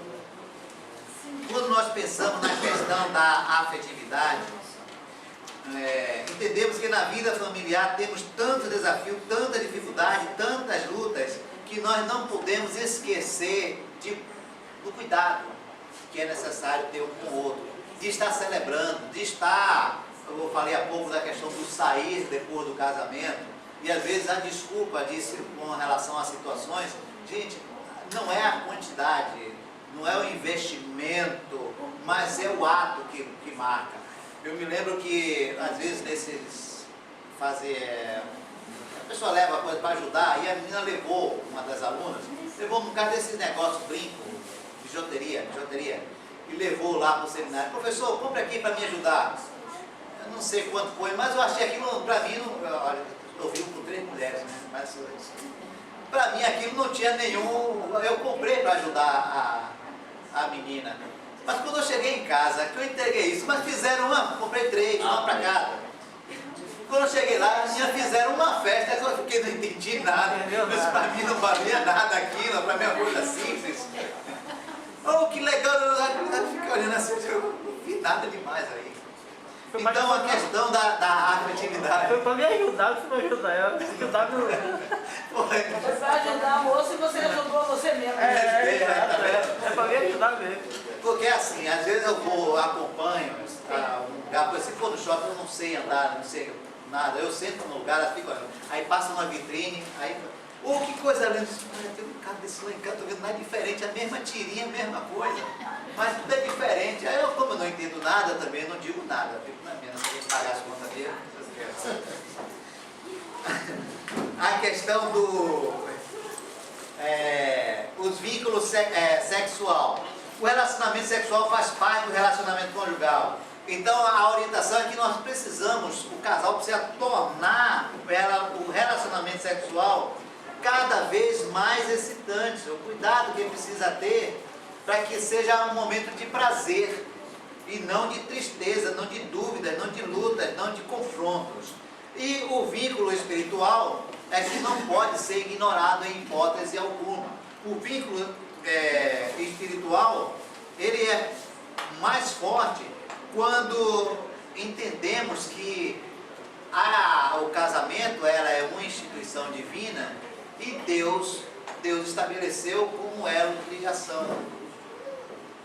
E serão os dois uma só carne, há um elo espiritual.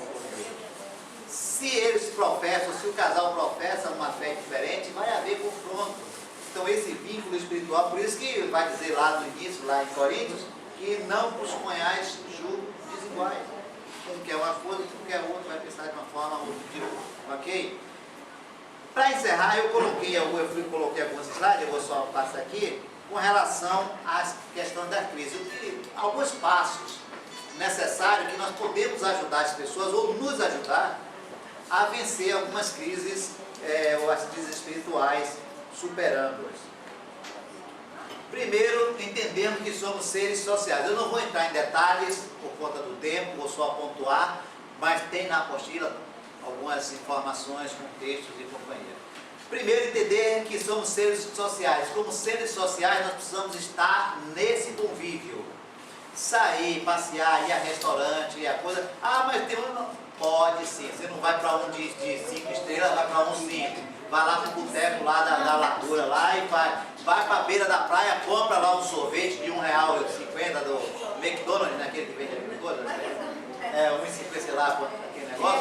Que pegaria a gente, experimente, mas vocês estão casados há 10, 20, 30 anos, experimente um dia passar, não tem nada para fazer, dá, mãe, vai ali, picando aquele negócio, aquele sorvete ali. É interessante, parece ser simples, mas vale, gente. Não pode notar, vai jantar, 200, 100, 200, sei o que. Agora no shopping é um perigo, viu, pastor? Chega nas lojas e tem que andar com a mulher assim, escondendo, porque eu tenho uma tática. Eu ando aqui do lado, boto ela do lado de cá, né? Pra ela não olhar a vitrine. Mas eu não. O homem olha pra frente, a mulher fica olhando pro lado. É por isso que eu sento num daqueles. Pior que tem a loja do outro lado, não tem jeito. Ela olha. Eu tenho um bocado de atividade, às vezes eu estou cansado, sabe o que eu faço? Chega ali no Shopping Salvador, tem aqui as poltronas confortáveis, senta ali, chega lá pronto. Elas vão andar. Pastor, sabe o que eu faço? Eu mais novo já faço assim, eu gosto da minha área de eletrônica, ou eu vou nas minhas áreas de eletrônica, ela vai nas áreas dela. Na hora de comprar, se decide se vai comprar ou não. Ok. Porque se ela comprar, Então, o ela segundo complica, se passo, ela comprar também me amados, complica. É isso aí, a Bíblia. O segundo passo, a Bíblia. Para superar a crise, vai para a palavra. Amém. Ore. Se entrar em confronto, não vai para lugar nenhum, mas se for para a palavra, se colocar, chama para orar. A dificuldade hoje no culto doméstico é terrível. Mas vai para a palavra, vai ler, Deus vai dar conforto. Aí vai outro.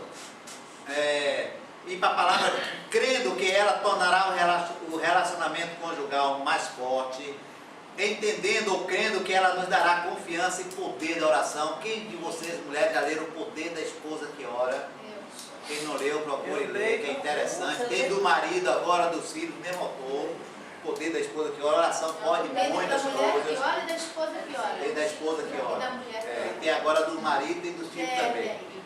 Ok. Eu estava até falando dessa diversidade de Bíblia hoje aqui. A Aham. gente comentou sobre isso. Mas ele está falando livre. Tem É, Falando do livro. Ah, É o livro que fala da oração. Crendo que a Bíblia, ela produz paz, gente. Não é fazer da Bíblia loteria. Pegar e o texto que me deu foi esse.